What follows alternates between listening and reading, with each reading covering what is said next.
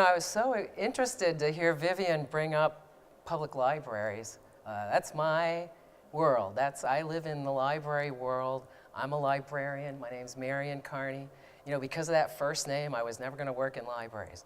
But when I got to college, I wasn't going to do it. But when I got to college, the choice in my work-study plan was either to work in the kitchen food service or work in the library. So then it became a real great thing. Oh, my name's Marian. I can work in your library and do a great job. So I got my master's in library science at Simmons College back in 1986. Anybody here that wasn't born then? Everybody was? Okay, a few of you. Okay, well, 86 was a good year, and I moved on into a library career in corporate libraries and whatnot. And then after a while, I joined the vendor side. And so I've been a vendor in the library market for the past 20 years, actually 1998. I will tell you this, I was on the internet in 1989, and I know the first couple married as a result of their internet relationship. It was a couple of geeks, one was a librarian, one was a software. There were 200 people on the internet in those days, and anyway, they've had a good, long, happy marriage ever since. So because I'm a librarian, I like big words that are hard to pronounce. So distributism, a model for worker dignity. And that became an issue. Worker dignity is actually the reason I got into this degree. The other side of my life is that I was in the Pastoral Ministry for a number of years in a church where you didn't have to have an MDiv, and you could be bivocational, so you could have a job that actually paid the bills, and then engage in this other one that didn't. And I did that for a number of years, and I was pastoring a small group, and actually during that time, because faith is so important to me, and I really strove to listen closely to how I was being guided, I was guided to become a Catholic. So when that happened, I had to give up my pastoral ministry, of course, because you can't do both in two different, it doesn't work that way. And when I gave that up and became a Catholic, it opened up this space in my life because I suddenly didn't have that other direction I had been investing in study and time. I thought, wow, what am I going to do? And I had been thinking about further study, and so that's ultimately what brought me to this degree, because I had this interesting journey. Because one of the things I was challenged with always was, in the ministry, you come across a lot of people that are hurting. And you hear their stories about work and this, that, and the other thing, and maybe I knew people that just were, I felt, being discriminated against because of their age or their gender or for any kind of reason. I thought, that's just not fair. And then I also saw things that just drove me batty, like CEOs that fail, and when they fail, they get paid millions and millions of dollars. And I thought, wow, how can I make that work for me? But it just didn't feel right. So I kept asking myself, isn't there a better way? And so as I asked myself that question, just as I had converted to Catholicism, now, it was right about when Laudato Si came out, and that's Pope Francis's encyclical about the environment, care for our common home. And a lot of people have really applauded that encyclical. It's a really important one. It's telling us the truth that we've got a stewardship role over the earth. And so with that, I looked at the Antioch MBA one more time. I'd looked at it a few other times. It's so close to home. It was so tempting. And so this time I saw a real connection with it. I said, yeah, I'm going to go for it. In the course of my first year of study, it was in Ann's first class a year ago in January, I came across a resource about the circular economy, which I hadn't heard about. And the circular economy is all about, we look at the biosystem to learn how can we use resources over again and retool things, and how can we equip people to do other jobs, and in order to fix things and so forth. I was fascinated by this concept, the circular economy, and the thing that I got in that report was just the answer to worker dignity, that, wow, even the people that pick trash heaps in Haiti can be lifted up with this stuff. I thought that was pretty amazing. So along with my studies then, we do a business plan, and so I get thinking about, what am I going to do a business plan about? I'm not going to build a library, and although they're doing that in China. What could I do? And the other thing about dignity is, Dignity is also when people are in pain. And my sister had gone through a horrible cancer journey back in the early 2000s. And when I watched her go through that, I resolved to myself, the one thing I couldn't get for her was clothing. The way her skin was reacting to the chemo and everything, she just couldn't be dignified in what she was wearing and what kept her comfortable. And it drove me crazy that I couldn't find anything easily for her. It was the one thing that I felt I really let her down on. So I came up with a business plan, copy of it's over there if you want to look at it later, for a little company to sew clothes. Can we come up with an innovative design for clothing that somebody in pain could wear and feel comfortable and go out in public in and just feel like you're somebody? It's amazing how our clothing dignifies us. And so that was an interesting exercise because I'd never written a business plan before. So then it comes to Practicum, and I'm thinking, what can I do for Practicum? And I've got so much that I've already been doing in this program. What can I build on? Because there was such richness there. And so what I discovered in studying Laudato Si was I learned about rerum novarum. And that is, I'll go ahead and go to the next slide, because that's an encyclical written by Pope Leo XIII back in 1873. So it was published in 1873, this encyclical. And an encyclical is a teaching. It's an ordinary teaching by the Pope saying, this is how we should think about this topic, and I'll explain to you why. And so he did that. And he was responding to capitalism and socialism in the late 1800s. So you think about it, what happened in the 1800s? We had the Industrial Revolution, and we had kids working in factories, and we had people working 60, 80 hours a week and not having enough to feed their families. It was just wrong. So that was happening whether you were a capitalist CEO or whether you were a socialist government, thinking we got to make all this stuff for the people and everything belongs to the government. And so there were problems on both sides. And the church often ends up cleaning up the mess that other people make because somebody's got to get in there and work with the poor. And so the Pope said, we've got to think about this, and we've got to really define what's going on here. And so he writes this encyclical which essentially defines modern Catholic social teaching. And I say modern because Catholic social teaching, of course, started with things like the Sermon on the Mount when it was actually preached back in 30 AD by Jesus.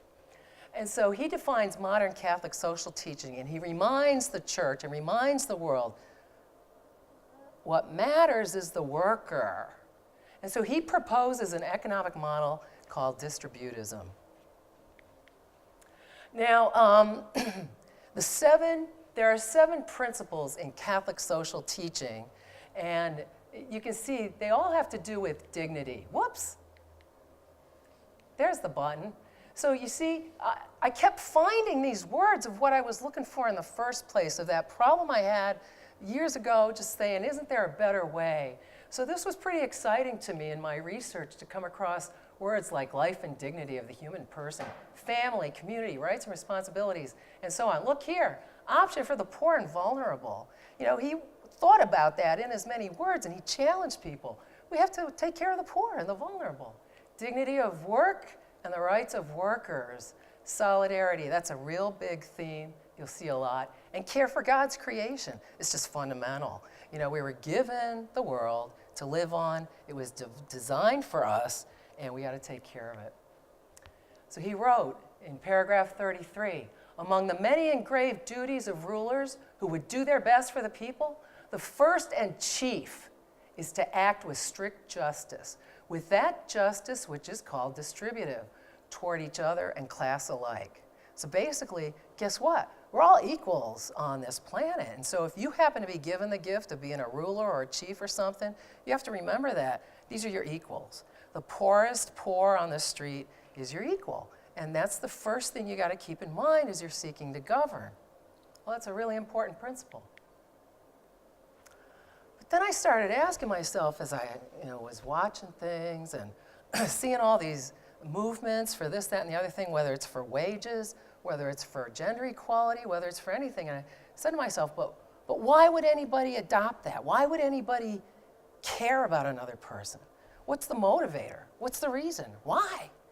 And I never saw anybody explain that.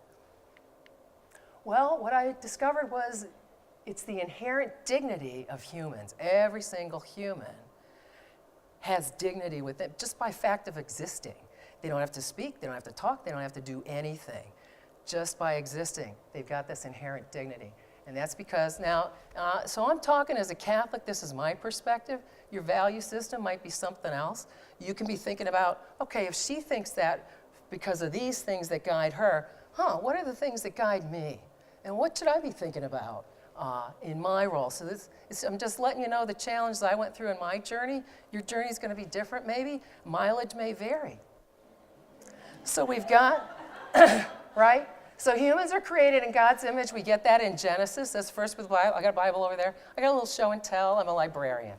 So in case you've never seen these kinds of documents before, but in Genesis, not only are we created in God's image, but golly, he creates this ecosystem that's perfect for us to thrive in. It's just amazing. He didn't have to do that, but he did.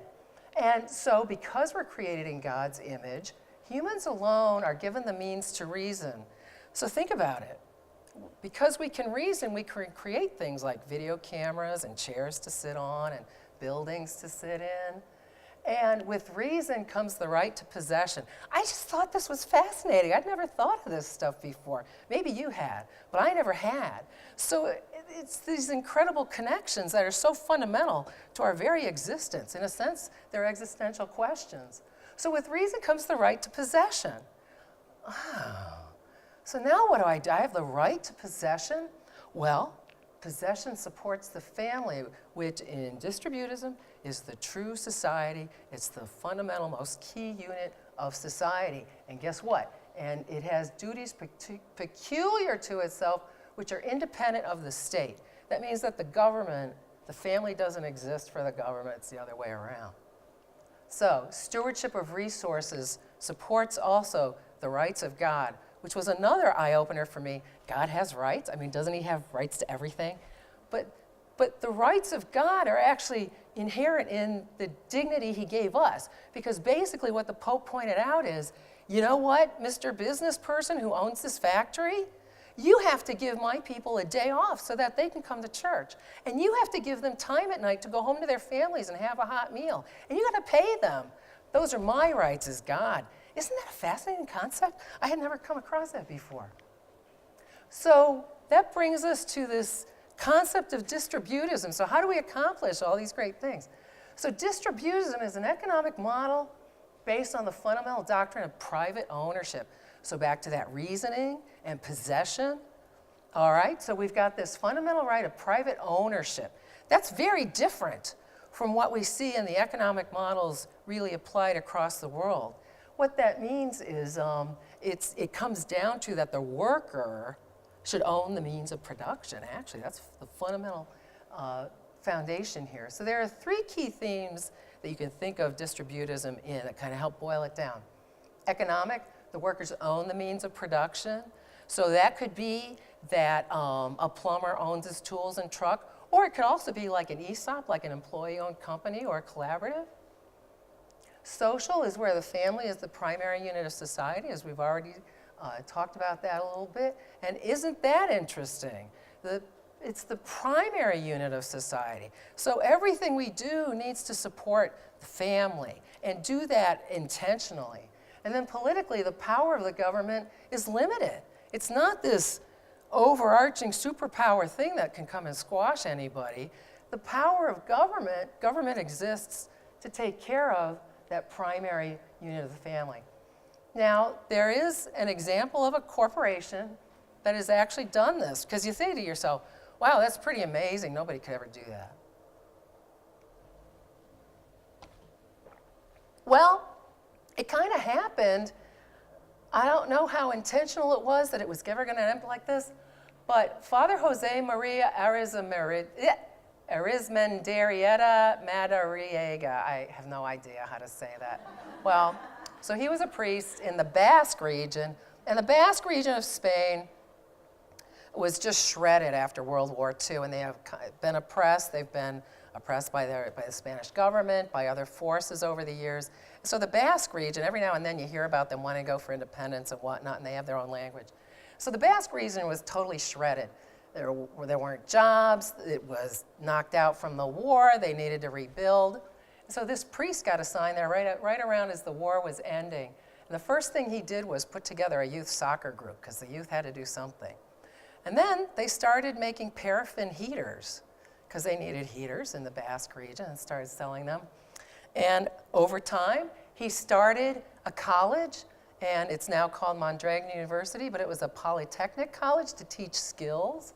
And so from those humble beginnings back in the 40s, we've today got this Mondragon Cooperative, and there's 268 companies and cooperatives a part of it. It's got 12 billion euros as revenue. That's pretty amazing. 74,000 people are employed in this cooperative in 15 technology centers across 5 continents. I keep wanting to use that. I don't know why. I got this great little button. So that's kind of amazing. How do you achieve that kind of growth even in 50 years? Where, I mean, how do you not die? How do you not have it just end, you know, like one day everybody sits around the table and says, well, it was a great idea, but we weren't able to sustain it.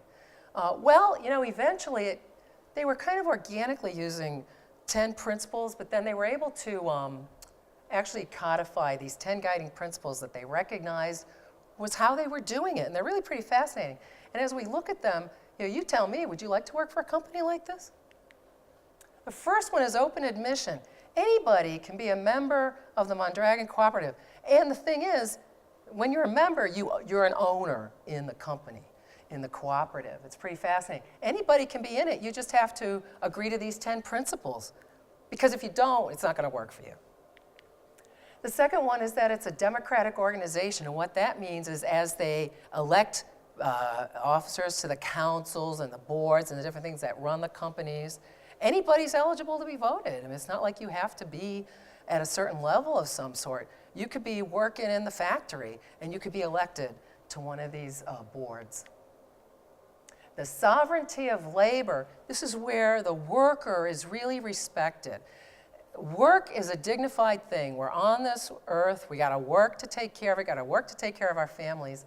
And so labor is recognized as having that sovereignty. There is a higher order where work fits. And so that's because we see that labor transforms nature, society, and human beings themselves. When you think about how we engage in work, especially when we do it well and we make things better than they were, that's where labor can transform these things. We can take natural resources and create housing and create a park or create food for people. Labor is that transformative action that makes that happen. And so Mondragon respects that. Further, money is just a tool. It's a means to an end. It's not the first thing. You know, in a lot of our companies, if you're invested, of course, a lot of companies are required to make a profit for their investors. That's the first thing they got to do. That's not what this says. This is saying that you've got money, you use it to support the efforts that we're doing to continue the collaborative and make these jobs. So it's a tool. It's subordinate to labor, not the other way around. Participatory management, basically, it's people being involved in the management of the collaborative. And they invest heavily in personal development and training and whatnot in order to encourage that. Payment solidarity, you're not going to have a CEO making millions and millions of dollars while some line person is barely making enough to feed their family. That's not how it works at Mondragon. The pay scale is a lot more condensed so that the people getting the higher executive pays are a lot closer to the people working in the factory than you might see elsewhere. Intercooperation. This is really interesting because we had a cooperative come to our strategy class yesterday. And so this is talking about Mondragon works not only within itself with its 263 entities, but with collaboratives and cooperatives around the world. So there's this whole movement of cooperatives that are actually kind of connected because they share so many common values. Social transformation, it's committed to that. So in the growth of the company, they're not going to grow in such a way that would tear families apart or would make it hard if somebody has to relocate. They're going to be very sensitive to those kinds of things. Also, when they decide that they have to move a company to someplace else, or maybe if they're looking at What's the viability of a place continuing where it is? They're going to be very thoughtful about it. They don't just decide to shut a place down in 30 days and people show up and there's no jobs. We've heard that kind of stuff in the news even recently, which blows my mind. But that's not going to happen here because social transformation is one of their 10 guiding principles. Universality, solidarity with those who work for economic democracy. You know, the first thing that comes to my mind is the Polish workers, and now I'm blanking out on his name, but anyway, back in the 80s, maybe some of you, maybe that's a little too old. Who? Lech Walesa, yes. So that's just one example of solidarity, but really working with those who care about the social economy, and especially with a focus of peace, justice, and development. And so there's that working not only within Mondragon, but around the world with those that have a similar empathy. And then finally, education, starting with that Polytechnic College that Father Jose started. Now they've got several educational centers, and they invest in their kids. You know, the thing is, you've got this whole society. It's not just where people go to work every day, but they've got communities, and it's mostly, a lot of it's in the Basque region. So they've got schools, they've got medical centers, they support the family. Maybe the mom is home taking care of the kids while the father's working the job at the appliance factory. And they even have their own social security system, because the Spanish government said, oh, you don't qualify. Oh, that's fine, we're gonna make our own then. And they do it. It's amazing. All right, so I decided I was gonna look at those 3 themes of distributism and take those 10 guiding principles and kind of plot them out here on this chart. And I found that, you know, there's just such a great synergy among them. And the thing is, you can't do distributism and you can't do Mondragon with just some of these pieces. You have to commit to the whole of it. So you have to commit to all 3 themes. You can't just operate in the economic, you can't just operate in the political or the social with distribution. You have to embrace the whole thing. And at Mondragon, you have to embrace all 10 principles. That's what makes it work. And I think that's part of the thing, is the commitment. That takes sacrifice. You know, that takes personal, there's going to be a cost. And that's something that everybody has to challenge themselves on. But I found it to be pretty interesting how evenly distributed the principles were among the themes of distributism. Now, I started wondering, where would I find it elsewhere? And I happen to be in Knoxville, Tennessee this week. And so my friend Bill, my colleague Bill, who does a great software demo, by the way, so I think I'm going to win this deal. We went into a microbrewery because Bill does his own brewing. And this place was fascinating because I got to asking the guy behind the counter. I said, wow, this place is really beautiful. He said, well, the owner not only makes the beer himself, he refurbished the whole place himself, does all this beautiful woodwork, makes the beer, and not only that, he's a glass blower, for crying out loud. He makes his own glasses. And I took this picture while we were still sitting there, but then when we walked out to the car, doggone it, if the glass gallery with the same name as the, I don't know, Pretentious Brewery and Pretentious Glass was right next door. The guys really cracked into the surface in a way of distributism, because I asked the guy behind the counter, who wasn't the owner, I said, you know, that's really interesting. And we talked about guilds. One of the principles, these drugs just dry me out. For my allergies, I'll tell you about those later. But he said, oh yeah, guilds. Well, you know, it's like that in the microbrewery business. There's this big network, and with a guild, the concept of a guild is that management and labor work together. You could think of Market Basket as a guild, because management and labor aren't separated. They're together and they're committed to making these things work. And so the guild principle of promoting a profession or what in order to keep things sustainable. And so he says that happens in the microbrewery thing too. So it's really fascinating. It was fun to be at the microbrewery. I didn't have any, but because I'm a low carb eater, so of course. So anyway, I got to thinking about how can I apply distributism, thinking back to my business model, because of course back then I didn't know about distributism, and that changes some things. Well, so these were the questions that came up to me, because of course I'm looking at it, for me, through the lens of Catholic social teaching. I got to do that because, if I'm going to show up and talk to God once a week, I really got to have a clean conscience. And so I want to make sure that what I'm doing during the week passes that test. And I just love this, that it's there, and I don't have to make it up myself. Somebody else has already defined it. That's great. And so I had to start looking at, well, I was going to be the owner, right? And I was going to be the one in control, and I was the one that was going to sell the company for $5 million to Unilever and all this kind of stuff.